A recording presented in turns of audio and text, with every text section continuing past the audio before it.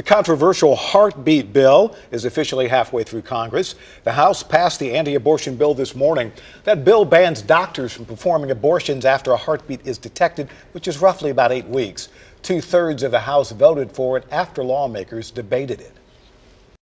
I'm hoping that, that we can find a way that doesn't get us in court on a losing battle and does accomplish what the intent of that is. Republican lawmakers did not leave any room for complications. There were a couple of exceptions Democratic lawmakers wanted to add, but the bill was voted on and passed with only a few changes in language.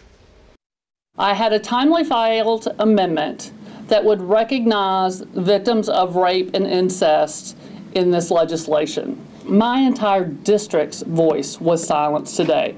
That's over 60,000 people in Knoxville who their representative was not allowed to speak.